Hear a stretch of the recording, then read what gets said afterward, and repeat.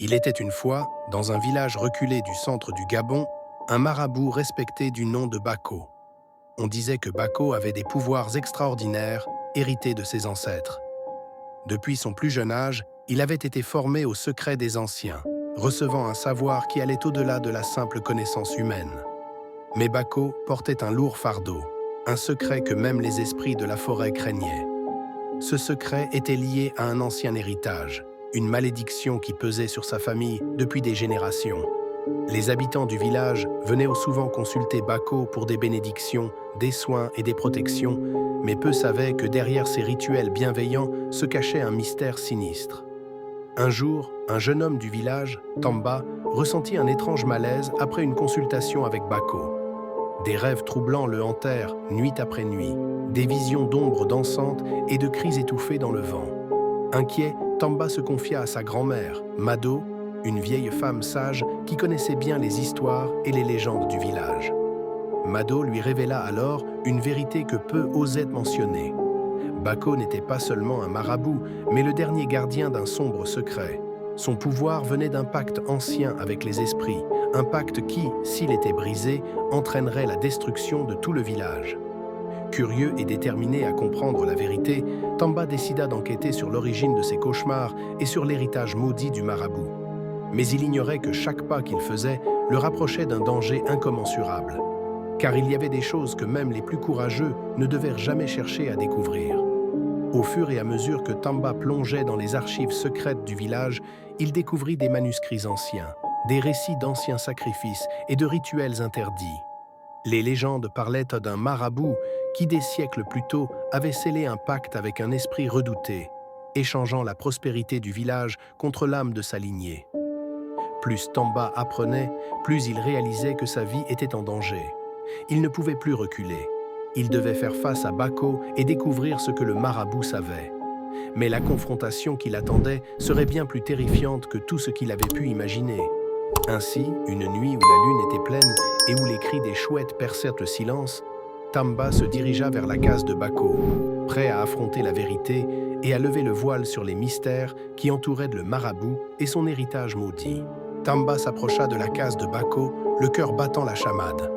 Le village était silencieux, comme si la nature elle-même retenait son souffle, consciente de l'épreuve qui allait se dérouler. Les ombres des arbres dansaient sous la lueur de la lune, projetant des formes inquiétantes sur le chemin poussiéreux. Lorsqu'il arriva devant la porte de la case, Tamba hésita un instant, son esprit assailli par des doutes. Était-il vraiment prêt à découvrir la vérité, à risquer sa vie pour lever le voile sur ce mystère? Mais il savait que les rêves terrifiants ne cesseraient pas tant qu'il n'aurait pas confronté Bako. Il prit une grande inspiration et poussa la porte en bois qui grinça sur ses gonds.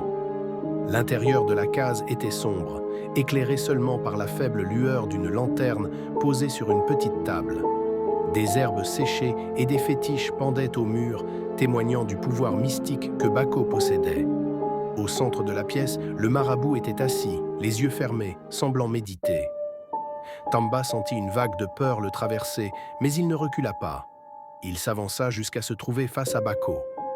Le vieil homme ouvrit les yeux, son regard pénétrant et insondable se posant sur le jeune homme. « Bako, » dit Tamba d'une voix tremblante, « je sais ce que tu caches. Je connais la malédiction qui pèse sur toi et ce village. Je suis venu pour la vérité. » Le marabout le fixa en silence pendant un moment, puis un léger sourire se dessina sur ses lèvres. « La vérité est un fardeau que peu peuvent porter, Tamba. Es-tu prêt à en assumer les conséquences ?» Tamba serra les poings. « Je n'ai plus le choix. Ces cauchemars, ils ne cesseront pas tant que je ne saurai pas. » Bako hocha lentement la tête, comme s'il attendait cette réponse. « Très bien, mais sache que ce que tu apprendras ce soir changera à jamais ta perception du monde. Il y a des choses que même les esprits redoutent. » Le marabout se leva et se dirigea vers un vieux coffre en bois au fond de la pièce. Il l'ouvrit et en sortit un parchemin ancien, jauni par le temps. Il le déplia soigneusement, révélant des symboles étranges et des inscriptions en une langue oubliée. « Ce parchemin, expliqua Bako, contient l'histoire de ma lignée et du pacte que mon ancêtre a conclu avec l'esprit des ténèbres. Ce pacte, qui a apporté prospérité au village, est aussi la source de notre malédiction. » Tamba écoutait, fasciné et terrifié à la fois. Bako continua.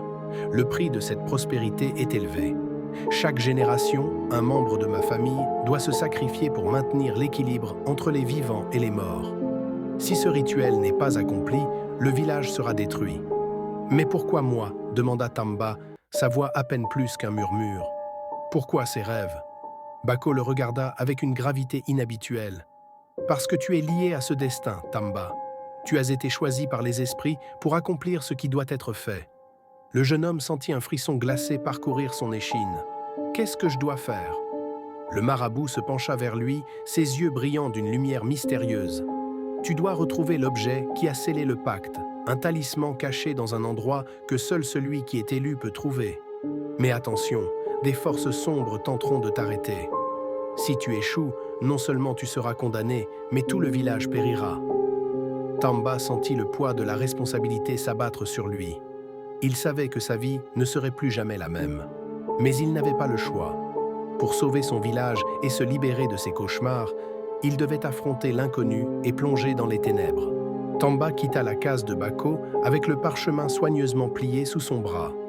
Les paroles du marabout résonnaient encore dans son esprit, mêlant peur et détermination. Le vent nocturne soufflait à travers le village, apportant avec lui des murmures indistincts, comme si les esprits eux-mêmes observaient chaque pas du jeune homme. Il se dirigea vers la colline sacrée, un lieu que les anciens disaient être interdit aux vivants après le coucher du soleil. Mais Tamba n'avait pas le choix. Si le talisman existait, c'était là qu'il se trouverait. Au sommet de la colline, les arbres s'épaississaient, formant une canopée dense qui plongeait le chemin dans une obscurité totale. Pourtant, Tamba ne ralentit pas. Son cœur battait fort dans sa poitrine, mais il continua d'avancer, guidé par une force invisible. Après une marche interminable, il arriva enfin devant une grotte dissimulée par des lianes épaisses. C'était l'endroit dont Bako lui avait parlé, l'entrée du sanctuaire où le talisman était censé être caché. Tamba écarta les lianes et pénétra dans la grotte où une odeur d'humidité et de terre vieille envahit ses narines. La grotte était vaste, avec des parois couvertes de symboles étranges, similaires à ceux du parchemin. À mesure qu'il s'enfonçait dans les ténèbres, une lueur vacillante apparut au loin. Tamba s'approcha prudemment et découvrit une pierre plate au centre de la grotte, où reposait un petit objet enveloppé dans un tissu ancien. Ses mains tremblaient lorsqu'il déroula le tissu pour révéler un talisman en forme de serpent, forgé dans un métal inconnu et scintillant d'une lumière verte inquiétante. C'était donc cela, pensa-t-il. Le talisman qui avait scellé le destin de sa famille et de son village. Il le prit doucement dans ses mains, sentant une énergie froide se diffuser à travers lui. Mais à l'instant où il saisit l'objet, un grondement sourd résonna dans la grotte. Les murs tremblèrent et la terre se mit à vibrer sous ses pieds. Tamba recula précipitamment, sentant la terre s'effondrer derrière lui. Une forme obscure émergea de l'obscurité, grandissant de manière menaçante. Il comprit immédiatement qu'il s'agissait de la première des forces sombres que Bako avait mentionnées. Le gardien du talisman, un esprit ancien, une entité venue des profondeurs du monde des morts pour protéger ce précieux artefact. Sans hésiter, Tamba courut vers la sortie, mais l'entité le suivait de près, se déplaçant à une vitesse terrifiante. Le jeune homme sentait l'air se raréfier autour de lui, sa gorge se serrer sous l'effet de la peur. Le passage par lequel il était entré semblait s'éloigner à chaque pas, comme si la grotte elle-même tentait de le piéger à jamais. Dans un dernier effort, Tamba se jeta en avant, passant par l'ouverture juste avant que l'entité ne puisse l'atteindre. Le souffle coupé, il roula sur le sol à l'extérieur, serrant le talisman contre lui. Derrière lui, la grotte sembla se refermer, comme si elle ne voulait plus jamais laisser échapper de secret. Tamba resta allongé là, haletant, le regard fixé sur le ciel étoilé. Il avait survécu à la première épreuve, mais il savait que le plus dur restait à venir. Le talisman était en sa possession, mais l'ombre du pacte ancien continuait de planer au-dessus de lui et de son village. Le marabout avait parlé d'autres forces sombres, et il ne doutait pas qu'elles viendraient réclamer ce qui leur appartenait. Se levant péniblement, il reprit le chemin du village. Chaque pas était plus lourd que le précédent, mais il avançait, son esprit tourné vers ce qui l'attendait encore.